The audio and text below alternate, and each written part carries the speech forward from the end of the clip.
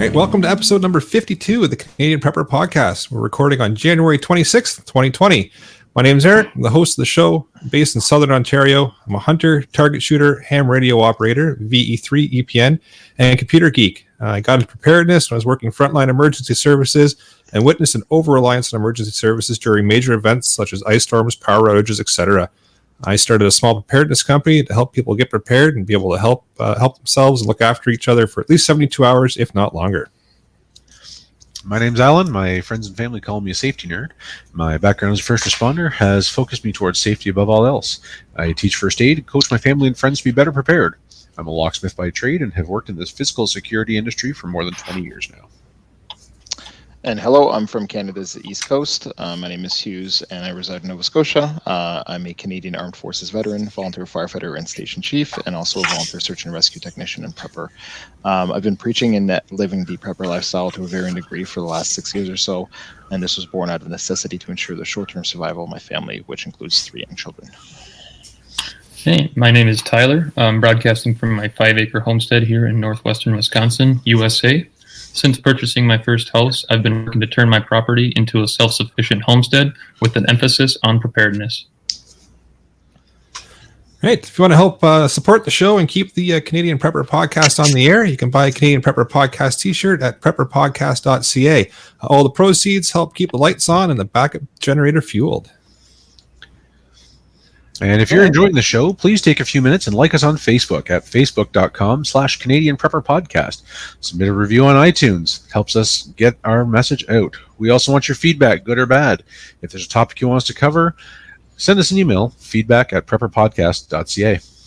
And thanks to some of that feedback, I think we've made some changes to the audio, so hopefully this episode here will be a little bit better received. So thanks for all the feedback we got for the last couple of episodes. Hopefully you can hear us this time.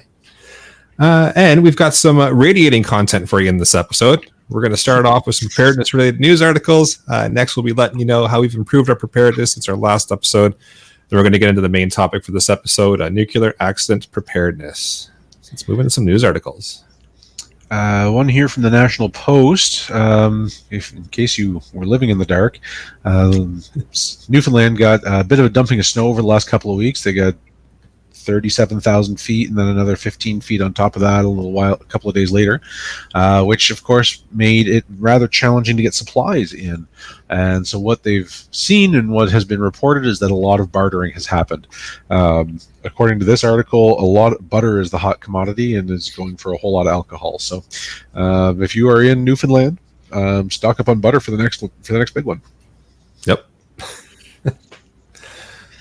So Ian, everybody's noticed, is not with us this evening. He's got some bills to pay, so he's working. But he's got a couple of articles in here. One, again, if you've been living under a rock, you haven't heard about this, but the rest of the prepper community certainly has. Lockdown mode in China. So that's starting to happen. They're starting to lock down areas with the coronavirus and panic building of a hospital in 6 days. Which I just can't see it going well. I really can't. No, 6th day it's built, day 10 it falls over. I just don't understand. I mean, it took a month to set up tents in Kandahar. How are they building a 1,000-bed hospital in a week? Very fast. I know. But it is what it is. It's their problem, not ours. I just hope it doesn't fall over. Hopefully it does what they want it to do. Yep. Right. And he's got another one here. It says the government says don't panic. So likely, kidding, sort of 3% lethally, the same as Spanish flu, but travel is way more rapid, unlike 1919. So it's from the Business Insider. So I mean, we also have. I'm still taking this with a grain of salt because they're saying 3% lethality, which is cool, but we also didn't have the same sanitization options or understanding of the morphology of viruses and stuff that we did in 1919. So I'm guessing that this is actually going to be a whole lot less than what they're predicting. But of course, if they don't have something to call doom and gloom about, then they don't have something that they can take control over. So And they're not selling ads. exactly. Right. But Yeah. I think with this is that there's no vaccine, there's no known cure either, right? So it's basically just supportive and like supporting the respiratory therapy of the patients. Well, there's also no known vaccine or cure for the common cold, and it doesn't have that kind of lethality because we have the immunity built up to it. So that's what I'm saying. I don't think it's going to be as bad as they're predicting, but boy, it sure does sell newspapers, doesn't it?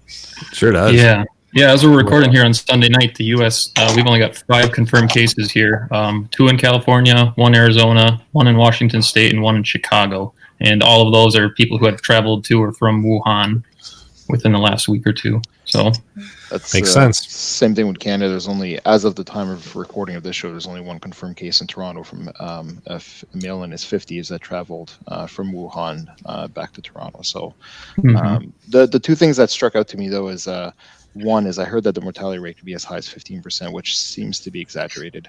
But we'll see as the numbers kind of come out. I don't really trust the numbers coming out of mainland China, so I'll look to see other countries as they're reporting. I seem to trust the US and Canada more.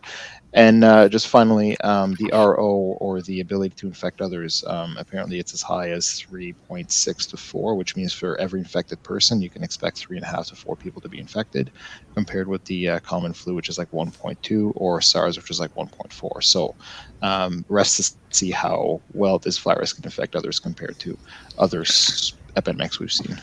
I'd also be curious to see if they could weigh that mortality rate in Wahoo, whatever it's called. Wahoo. If they could weigh that against air quality and respiratory system health, because I'd be willing to bet that there are other mitigating factors, and if they're already immunocompromised, then of course their mortality rate is going to be higher. That's a good point. Yeah, we don't know who the fatalities are so far. Like, are they people that are sick? Are they people that are like elderly? Or is this basically, healthy 30 to 40-year-old men and women? We just don't know yet, right? So we'll have to wait for that stuff to come out, I guess. Time will tell. Another thing with it too is the incubation period. I was seeing 10 to 14 days. You can be contagious but not show any symptoms. So yeah, so I mean, the fact that you can also apparently, again, speculation, but you can also infect others without having shown any symptoms yet means that quarantine is virtually useless, because you'll have people infecting others before they show the first symptoms and before they can be tested and put into quarantine, right? So. Which, I mean, is normal. I mean, usually we're infectious for 3 to 4 days before we start showing symptoms with the common cold, which is also a coronavirus. So it's not shocking that that's the case, but it just means that we need to not touch people for a while, and frankly, I'm okay with that. Yeah, 100%. Yeah, just practice your basic flu and cold prevention. Avoid travel. Wash your hands regularly. Practice good hygiene. Cover your mouth when you cough and sneeze. Go out in public with purpose. So get your shopping done. Get out of the store. Don't wander around. Order everything from Amazon and then let it sit for a week in a safe area before you open it. There you go. Don't order your N95s from China, right? Is there anything that doesn't come from China, though? That's a good question. It's going to be tricky to find things that don't come from there, but yeah, I think the message we're trying to get across right now is just status quo, up your level a little bit of preparedness. Bump up from whatever DEFCON level you're at to maybe the next one up, and just start preparing, but don't be rushing out and clearing the shelves of anything and everything you can think of as of yet. So stay tuned. No, but I think it's good to just stock up on some more staples, like pantry staples. Also for medicine, like anything that can reduce fever, whether in adults or kids. We know that fever is one of the main symptoms of this. So just stock up on that stuff. Just make sure that you've got enough for a few weeks, right? Yeah, absolutely. Yeah. Tyler, you had a few news articles to cover off? Yeah. News article from the U.S. News and World Report. The headline reads, "Scientists inch doomsday clock closer to midnight, citing both nuclear and climate threats." So just to go in a little bit about this, the Bulletin of Atomic Scientists decide when and where to move this clock. Midnight symbolizes the end of the world, and they now set the doomsday clock to 100 seconds till midnight. And this was just on, I believe it was Thursday. I believe that's it, yeah. Yeah, so the clock is meant to, quote unquote, warn the public about how close we are to destroying our world with dangerous technologies of our own making. And the last time the world was considered this close to metaphorical destruction was during the US and Soviet Union nuclear arms race in 1953. It's interesting. So higher ups are definitely taking note that that's been an exciting start to the year, I guess, to put it nicely. It is what it is. Yep. So I've got in my my notes here as well the doomsday clock being pushed ahead, because we can't have a prepper podcast and not talk about that. Right. And we've got one news article was emailed in by listener Hank in regards to vodka being traded for butter. Again, that's the St. John snowstorms there, and just the bartering that was happening and going on. Opened up a couple of good discussions in some of the little Facebook groups and WhatsApp groups and little chat groups that I'm in regards to, that's cute and fuzzy right now, but just remember down the road that as things deplete, it'll go from bartering to taking. Mm-hmm. But it's good to see that that bartering is still around and it was happening there. So that was good. And he mentions here as well, he goes, I'm about 2 hours outside of Toronto, but if Toronto got 3 feet of snow in one day, they'd be in shit town for a while. So he's not wrong. And Hughes, you got some news articles? Yeah, so for mine, we've already covered it. It was just that the Chinese are building a 1,000 bed hospital in 6 days. We've seen the pictures, we've seen the videos. So again, I have no doubt they can do it. I mean, the home makeover show is building a house in a matter of 7 days with only about 100 people. So we'll see what they can turn around. But again, I question the ability for that building to withstand. They're not curing concrete in that time. No, just throw it out there. And also, it's not just that; it's actually staffing it. That'll rest to be seen how they can get that level of doctors and nurses and administrative staff to run a hospital that size, especially one where all the other hospitals in the region are apparently overwhelmed by the situation at the moment. So, right, we've got a question here in the live chat from Mohammed. It just says, hi folks, already ordered some tools for my survival kit from China, and it's on the way. What should I do with it? Oh, good question. Let it sit for a few days. So all germs need a host to live. So if there's no host, if there's no living organism, it's going to die off. Theoretically, the transportation from there to here should kill all of that. In the event that it doesn't, spray everything with Lysol, wipe it down, or bleach and water 10-1. 10-1 water to bleach ratio. Spray it down, wipe it off. That's gonna kill off anything else. And then if it smells funny or looks funny, just don't touch it. Yep, some good advice. Mm-hmm. Start with the outside packaging. Decontaminate that first. Do that outside. Do it in a designated dirty area to lay down. And we're going to talk more about this in the next episode. Yeah. But decontaminate it outside so you're not bringing it into the house, and then step away from it. And the closer you get to your house, the cleaner everything should be, so that finally the inside contents are the cleanest and have the least ability to touch the outside stuff. Yeah. Yeah, your main thought's going to be to bring that new package inside and start dealing with it. Nope. Deal with it outside. Yeah. Yep. All right, so let's move into what we've done lately for preps. Tune in next week for the rest of that. Yeah, we're going to do a whole episode on coronavirus and updates and all kinds of fun stuff about it. So I guess I'm up first. I guess so. One of the things I've done is I've stocked up on N95 masks. I had about 20 or so. So stocked up on that. Nitrile gloves as well as some hospital grade sanitizer. They're not black. What's that? Sorry. They're not black, are they? No. Okay, good. Don't wear black gloves. Black gloves are stupid. Yep. No, blue and purple. I've replaced the HEPA filters and air exchanger. I was overdue to do that, so I may as well do it now. Continuing to make homemade spirits onto my second batch now. I'm storing it at about 95% ABV or about 190 proof as a neutral spirit, so it'll last pretty much forever. And then I'll cut it with distilled water as needed for consumption or as a racing fuel. I bought a new drone, which is a Mavic Mini, which is great for covert aerial surveillance. And because it only weighs 249 grams, it is not subject to Transport Canada drone regulations, which are only for drones that are 250 grams or over. Also purchased the Max Tracks for my truck, which are basically long plastic boards. If you get stuck in mud or snow, you stick these in front of your tire. The truck will use them for a purchase point to get out of that situation, as far as some more rigging gear, so like a 40-foot toe strap, some D-rings, axle straps, and all that kind of stuff. So just kind of continually building my preps. Nothing like over the top, but yeah, that's what I did in the last week or so. Awesome.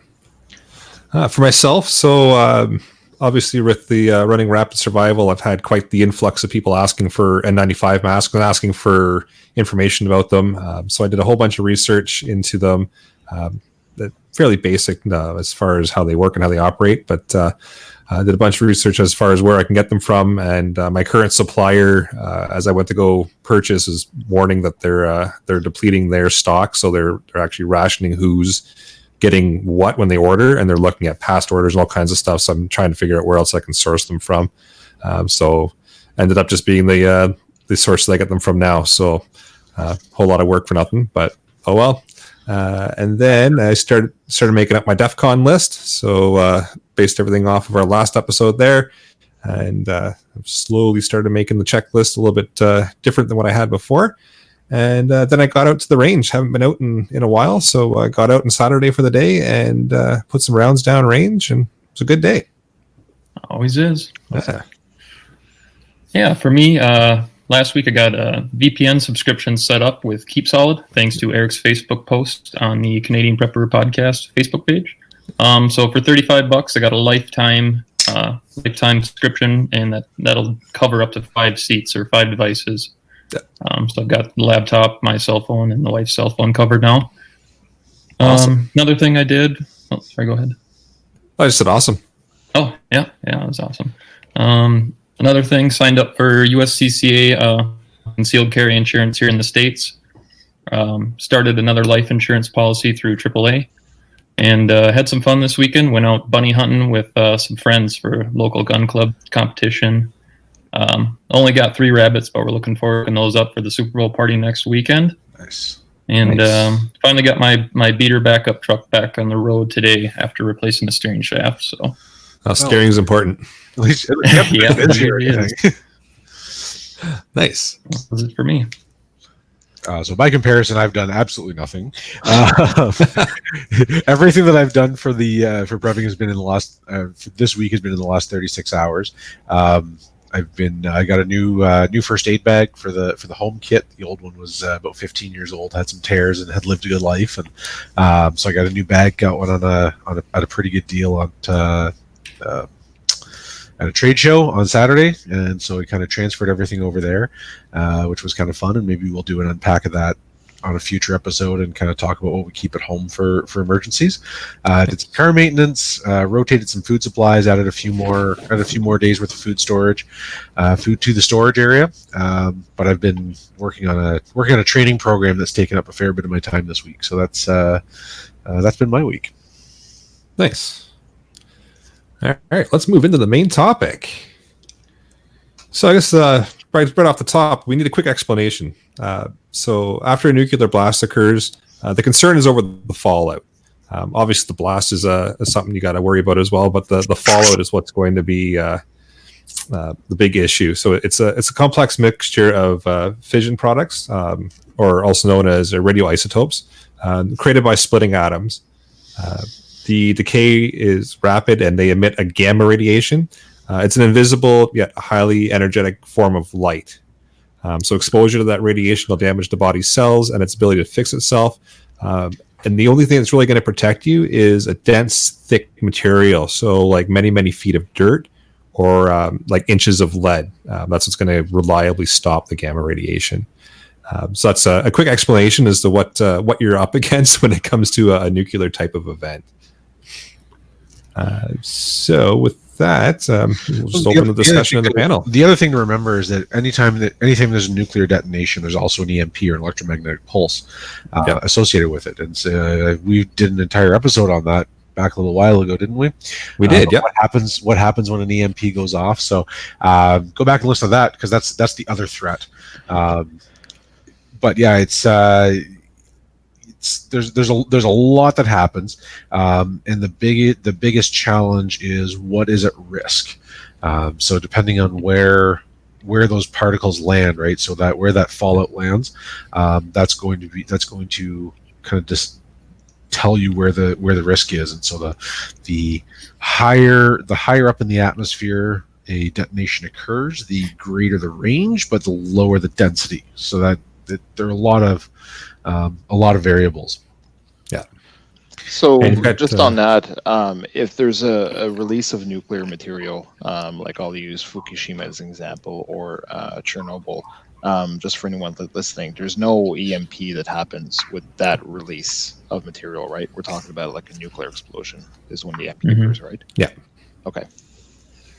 And you're going to have two kind of main things to think about in a survival scenario like this. The immediate aftermath of the blast. So you got the nuclear fallout. That's going to be the most deadly following the blast. But then you've got that period of disarray as well, where there's that widespread crisis that's bound to ensue, where everybody starts to realize, we weren't ready for this, and now what do we do? And they start running out and trying to find all the things that they think they're going to need to survive for the next little while. So your best bet is going to be sheltering in place, unless you've got that nuclear blast compound set up, or you've dug one out in your backyard somewhere, which I suspect most of our listeners have done. Right? Everybody's got a fallout shelter at home. Yes. Yeah. I would say yes if I did, but yeah. Yes, no, maybe. I'm not going to say. Improvised. But for those of you that are lacking the shelter, your best guess is going to be the basement. That's going to be as good as it's going to get for taking cover. Assuming you've got a basement, at least you're underground somewhat. But just keep that in mind as well. I'm happy that I bought a house built on a slab now. That's great. Yeah, but how far are you from any realistic? So I looked that up. So the closest, well, first of all, I don't think anyone would nuke Canada's East Coast. There's not much here to do. But if you look at the closest nuclear generating station is Point Lepreau, New Brunswick, which is about 245 kilometers as a crow flies. I don't know what that is miles, probably about 180 miles, I guess, 170 miles. So was one of my questions to the panel is 245 kilometers, about 180 miles. Is that a safe distance for like a release of radioactive material like you've had at like Fukushima, right? In terms of direct exposure, yes. The challenge comes again from the fallout being carried by waterways, for example. So if you're downstream, that can be more of a challenge than the direct exposure.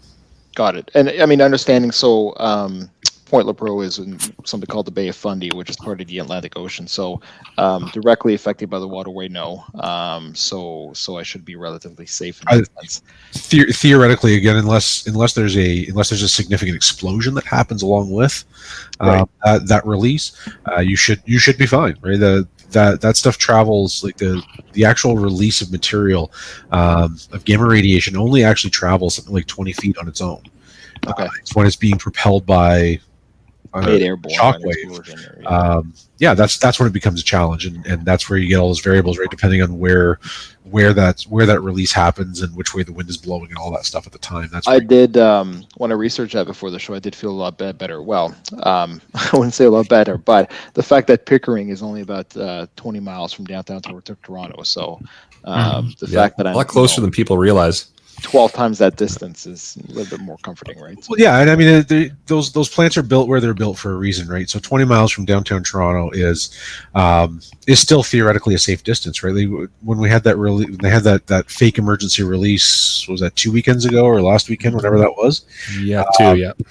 They were cautioning people within 10 kilometers, which is what 16 miles. No, goes the other way. 7 miles. Anyways, which is really not that far, right? In a normal release, 10 kilometers is the potential hot zone, right? And that's that's really not that far. Where I am, I'm 250, almost 300 kilometers from Bruce Nuclear, and now I happen to be downstream, which is a little bit more concerning. But in terms of direct exposure, I'm in pretty good shape. Right. Yeah, and just to build on that a little bit, through my research, I was kind of referencing Nuclear Energy Institute and the U.S. Nuclear Regulatory Commission, and both of those corporations or institutions, they kind of have a 10-mile emergency evacuation zone, and then another 50-mile zone within which food products and livestock, water, all that stuff's going to be monitored. So I would say if you're within 10 miles, that's definitely within range to be thinking about this for sure. Going the other way, 10 miles is 16 kilometers. I'm sure of that. Not sure going the other way, but it's 16 kilometers. So yeah, there's a lot of potential. So the closer you are, of course, the more dangerous it is. Being prepared for direct exposure comes down to time, distance, and shielding. All of radiation is time, distance, and shielding. So several feet of earth, as we discussed, a few inches of lead, which is the big one, and then the distance, of course, we've just covered that. If you're not within 50 miles, you're probably okay. But the other thing to be aware of is that there are a whole bunch of different kinds of radiation that already exist in the world, and not all of it is all that dangerous. So we're talking about gamma radiation, which is the really bad stuff. Ionizing radiation there are 4 different types. That's kind of the dangerous stuff, is ionizing radiation. The non-ionizing radiation is the stuff that's on the visible light spectrum, and that's it's not such a big deal. But alpha and beta radiation are what we're regularly exposed to. Things like X-ray machines and normal atmospheric conditions. That stuff is not such a big deal. Alpha radiation, for example, is stopped by the layer of dead skin on your body, right? A layer of dead skin or a sheet of paper will completely block that stuff. So the only challenge is ingestion and inhalation. So understanding what's being released is a big part of understanding how to stay safe. Absolutely, it is. Mm-hmm. And then neutron radiation, which is like the really bad stuff, is just light a smoke and enjoy your last few minutes. But Tyler, what do you've got? You've got a lot of notes in here, so take it away. Yeah, okay. So some of this that I'll say is going to be U.S. specific, but the underlying tones are kind of all the same. So just to throw out a few stats, across the United States, there are 96 nuclear reactors. And nearly 3 million Americans live within 10 miles of one of these operating nuclear power plants. And another thing, too, is so if you do live within that 10 miles, you're actually going to receive emergency information materials annually. So that's going to be evacuation protocol, those kinds of things. But I guess just going through kind of my thought process on this, first thing to do is just determine your distance from the nuclear plant. We've kind of talked about that. I've got a link here in the show notes from NEI, and that's an interactive U.S. map, and that'll show just for the guys in the States, whether there are plants in your state or not. Otherwise, just Google Maps, search nuclear generating plant near me, and it should pop right up. So based on your proximity, and another thing I would take into account is possibly the prevailing wind, and then given the day or time of the situation. Current weather conditions, because that's going to obviously make a huge impact on where that radiation travels. We talked about the 10-mile kind of evacuation zone, and then 50 miles, you're still kind of on. You're not out of the clear within 50 miles, but if you're farther than 10 miles away, your best bet is to bug in, stay home, hunker down. So I guess that would be my plan. Because I've got 2 plants actually somewhat near me. One is 70 miles straight south, and I've got another one 90 miles straight east. So, given a typical meltdown scenario at either one of these facilities, I'm staying home. I've got a 2-story house with a walkout basement. So that's going to be surrounded on Earth by all three sides. And then, just kind of going through, if it were to happen, first thing I'm going to do is move all my supplies down to the basement. I'm going to use plastic sheeting and duct tape or Gorilla Tape to seal off that final exposed wall. And I guess hang tight, use communications to stay up to date, and obviously have all your other basic stuff in order, food, water, meds, that kind of stuff. The only problem that I've been having, and maybe you guys can help out, is getting fresh air into that space.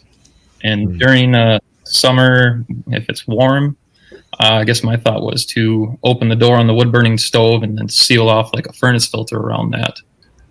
But is a furnace filter, is that enough to filter out those particulates? Or Well, it's not like the thing about radiation, like the fallout, is it's not airborne. okay, It doesn't just exist in the atmosphere. Like it lands on a surface and stays there. So your first 24 to 36 hours is the big deal. After that, it's as long as you're not wandering around kicking up dust outside, then it really shouldn't be that big a deal as long as you're not directly exposed to it. right. And I think the biggest thing is if you are exposed to contamination is to get those clothes off of you immediately and wash yourself down. That's going to do a lot in terms of protecting yourself. Absolutely. The radiation suits are essentially thick tarps that are properly sewn and sealed. So the more stuff you can put between you and it, the better. One of the things to look for, by the way, kind of as an aside, one of the things to look for when you're assessing whether something has been exposed to radiation or not, if it's warmer than you expect it to be, without an apparent heat source, there's a good chance it's radioactive. Okay. So if when you're assessing whether something has been exposed or not, if it's warmer than it should be, then that's a good sign. Yeah. Did anybody cover the potassium iodide pills? No, I was just going to say, if we want to talk the KI pills for a second, well, that's the number one thing that the prepper community usually runs to. He jumped off on us tonight. Yeah, he did. Yeah, that's usually the number one thing when you mention nuclear that anybody in the preparedness community jumps to is, I got my KI pills, I'm ready to go. Are they going to help you? Yeah, down the road, they're not like your number one thing that you're okay. All of a sudden there's been whether there's a leak or an explosion or a bomb or whatever the scenario may be. Your first step isn't going to be the pop the KI pills. It's going to be to lock your place down, right? From what I've seen research wise, the KI pills come into play when you're starting to ingest like food, water, and you're having exposure after the fact with that fallout. That's where you want to start with the KI pills. It's not going to be your primary. Okay, something's happened, and just start popping those. It's that'll be secondary in your plans from what I've seen research wise. Yeah, and all those pills do is they kind of fill up your thyroids. Is that correct? Yeah. And then they're not able to absorb radiation. Yeah, exactly. They stop your thyroid from absorbing the radiation, so it's not going to get damaged. So, do they have a place? Absolutely, they have a place, and are they important in your plan for a nuclear type of event? Absolutely, but your number one thing, if something does happen, is not going to be to run out of the house and go looking for them. You should either already have them in your stockpile of things for your preps, or wait until that 48, 72 hours goes by, and the fallout is kind of drop to the ground, and then figure out a way to move to find them. But if you've got some in your preps, then they're good to have, but they're not the magic pill that's going to solve. They're not going to make you invincible, I guess is the best way to put it. Right. Now, is there any harm to taking those if you're not exposed to radiation? Let's say you thought you were, but you actually weren't. Is there going to be any ill effects from taking them? I'll cover that off first with we're not providing medical advice. Right. This is not medical advice. I am not a doctor.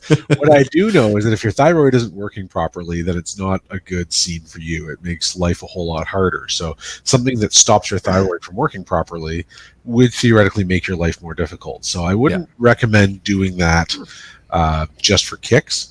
You're trading something bad for something worse. So your best bet is to have a properly functioning thyroid, and if you need to temporarily block that function in order to save your life, then that is that's where those KI pills come into play. Okay. Yeah, I wouldn't be taking the pills unless I had a reason to. I wouldn't want to test them out, I guess. It's one of those don't take them for a test drive first things. So that's a good point. I mean, aside from the pills, I was thinking, what if somebody looked to acquire like a Geiger counter, and two things: one, understanding how to use it, understanding how to measure, and how the absorption works, right? Because typically it measures by absorption over time, I think, and there's limits set out to what you can absorb. But the second one would be, don't just buy the thing, put it in your stockpile of preps, and then like away you go. I think most importantly would be to understand what the average or normal background radiation is for your area, so that you have a base level reading.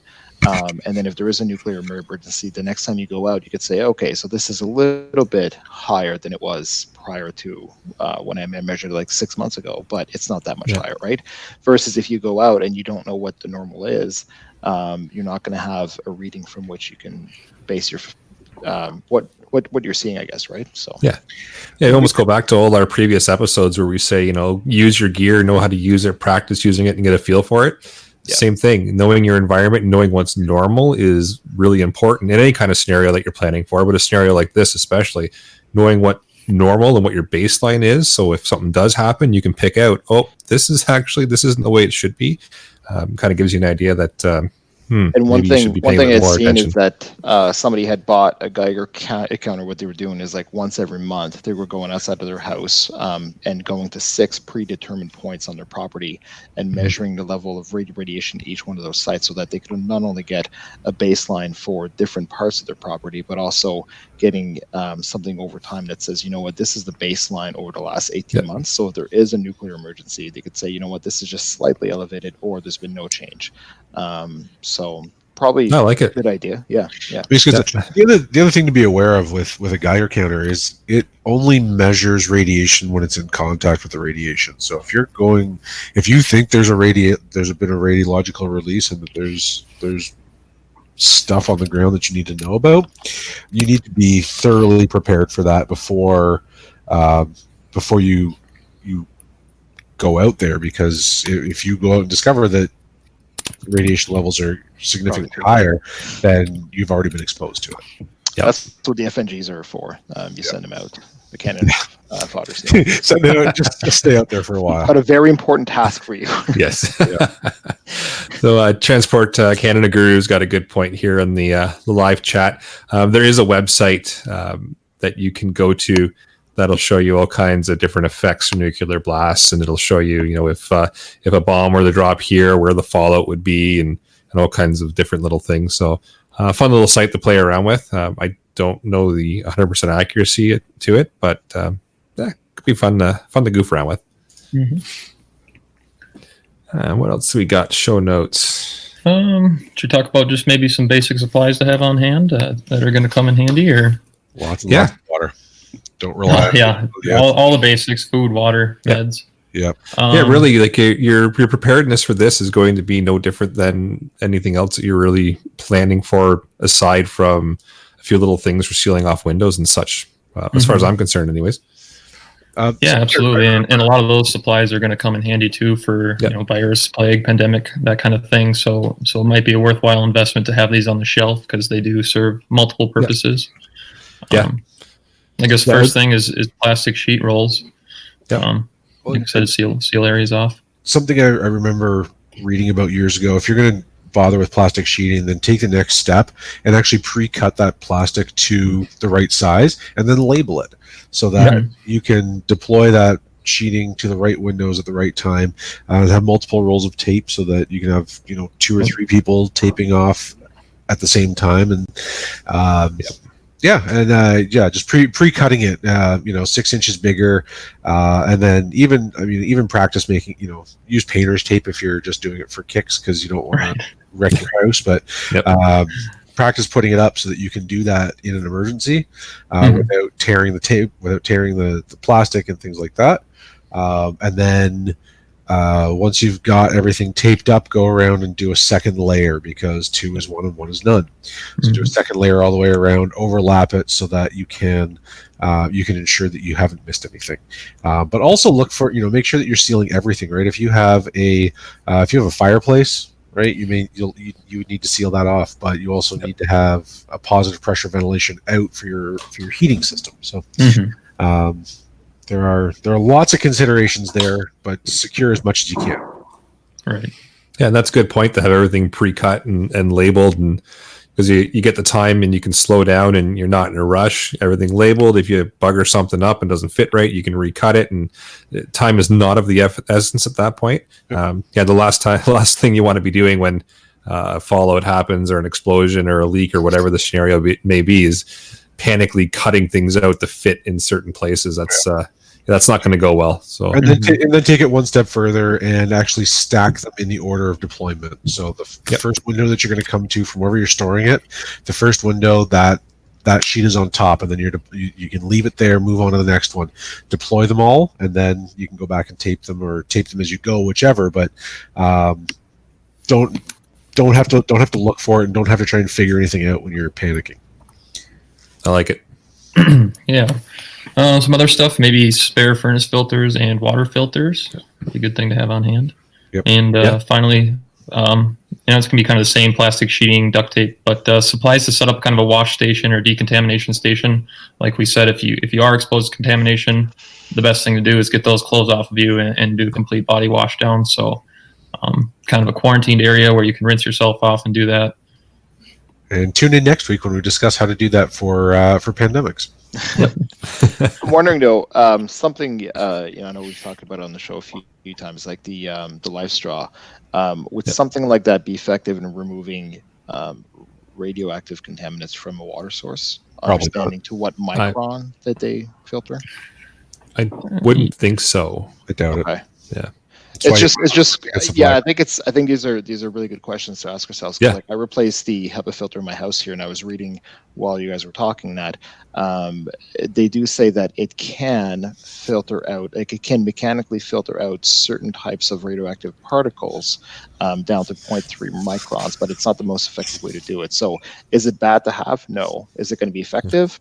Probably not 100%, obviously, right? So my second question was, how would you filter water if, like to your point, Alan, if you're downstream from a nuclear event, right? Are you going to use like a Berkeley filter? Or are you going to use like a live straw or what? Well, the reality is you probably can't. And I don't know the answer to that question, but the most realistic answer is that you're going to have to wait for that contaminated water to pass through its natural life, and then take it from the cleanest source upstream afterwards. Right. I was reading too that like I've got a well that's 240 feet deep, so that well, from what I'm reading, should be sufficient to filter out anything. It should be, yeah, because you've got everything that I've read has said that you're like 10 feet of earth should be enough. Now that said, the Diefen bunker is 160 feet underground. So who knows? I mean, CFB North Bay is down in the middle of a mountain, so that's for you, Tyler. The Diefen bunker and CFB North Bay. CFB is Canadian Forces Base, and North Bay is where they take the members of Parliament in the event of a nuclear strike. It's close enough to the capital that they can put people there. It's a pretty cool place. You basically drive into the side of a mountain and down and down and down and down, and then you're 5 or 6 layers underground after that. It's like Cheyenne Mountain, basically. Yeah, it's like Cheyenne Mountain. It's a pretty cool place, but it's deep underground. So Nice. there are definitely plans in place for that, but they're not as predominant as they are in the U.S. I know there are still fallout shelters kicking around, and if you look in the right places, you can find them in city centers, but.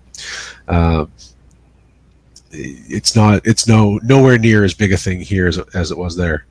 Mm-hmm. That's the first house that I had, which was built in about 1955. The first house I owned had a fallout shelter, and it had concrete walls, and a really, really small door, and no other purpose for that room. So, Neat. We've got a question here in the live chat from Mohammed again, just inquiring about, do we have any ideas for do-it-yourself masks? So I guess if you don't have something already and a fallout occurs, is there anything do-it-yourself wise that we can come up with? Anything is better than nothing. Right. Yeah. Bandana. In most cases, a bandana would do it. Anything that's charcoal filtered would be better than would kind of be your next step up.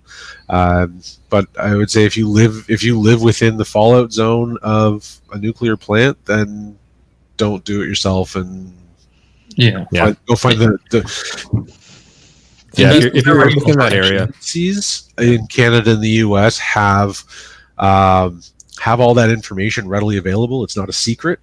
They don't want you to not be prepared for it as much as they don't want you to panic about it. They want you to be prepared for the worst. So go look them up. And I know if you go to Bruce Nuclear's website, they've got what to do in the event of an emergency, and those places will tell you what to do. But you have to definitely be prepared for it, because DIY kind of sucks. If you're within the range of the plants, or you're within an area where you're kind of concerned about it, then now's the time to kind of start adding that stuff to your list and have something in your preparedness kit just in case. Yep. Yeah. But good question too. If you happen to run across, you're in an area that you don't normally frequent and something happens, and maybe you are stuck doing a DIY thing. So it's always good to have that view as what you could do just in case, right? Yep. Exactly. Panel have anything else to add, or you think we've covered everything off? I think we've covered all the basics, anyways. I think so, yeah.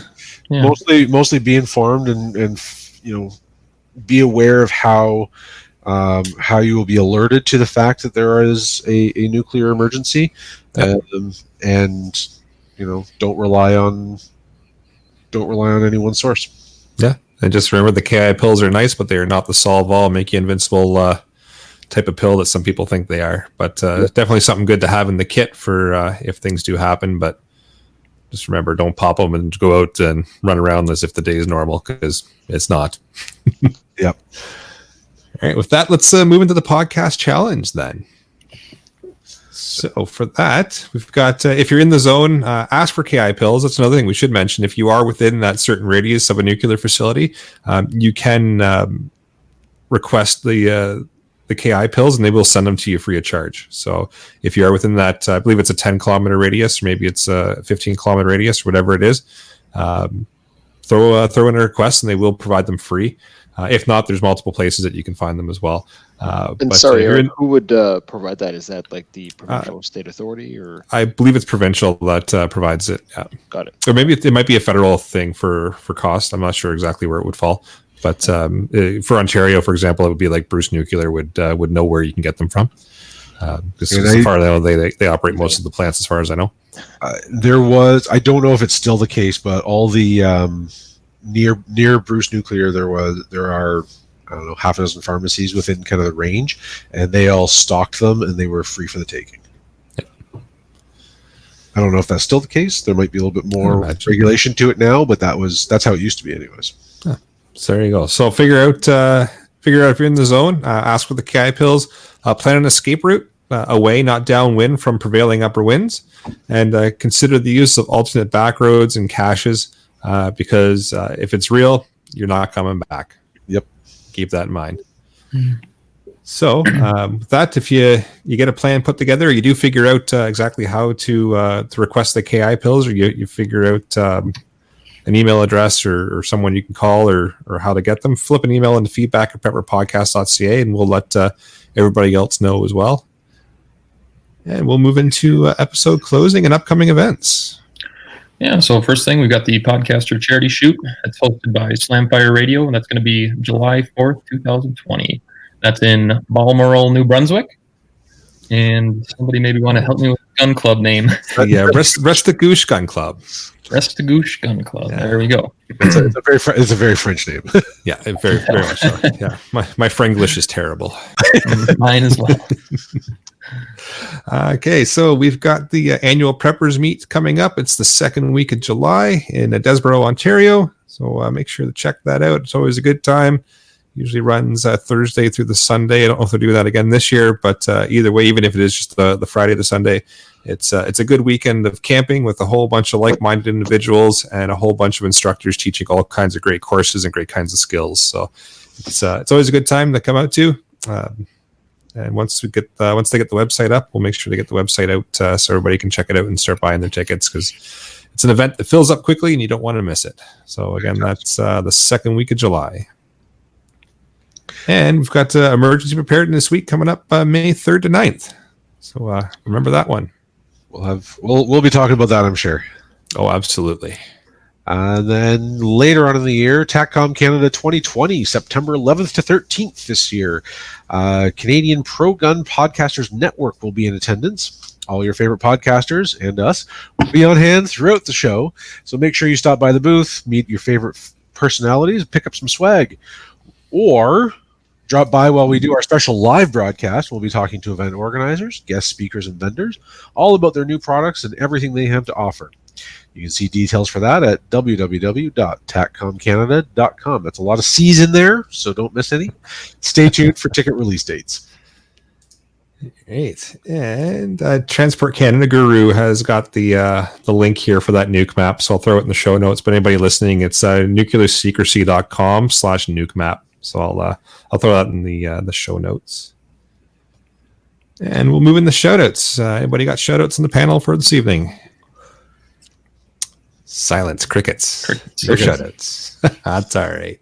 You know, if you want us to shout you out, you got to talk to us. So it's true. Who's in there? Who are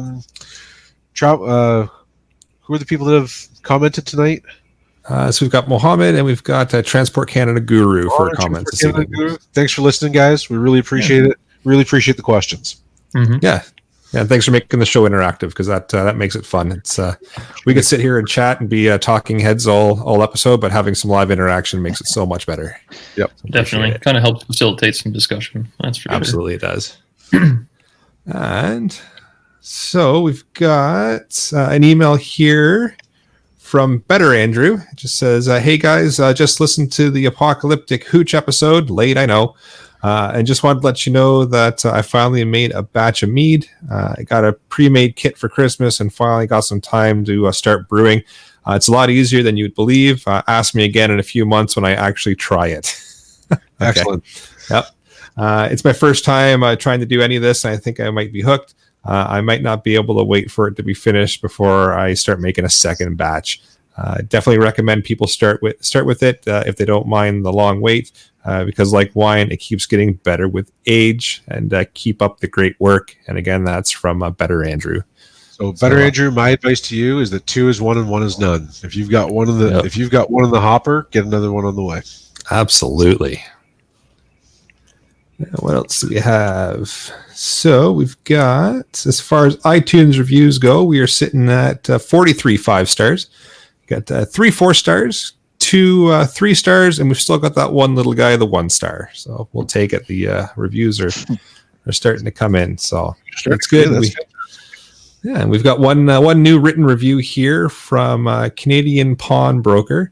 It says, "Great shows. I really wish the audio was better. It was pretty good with just 2 guys, but now with a few more, it's very hard to listen to." Just move my screen here a touch. Always turning the volume up and down depending on who is talking. So we've tried to make, we've had a couple of emails in now in regards to the audio. So we actually met a little bit earlier before this episode and tried to get some audio things sorted out.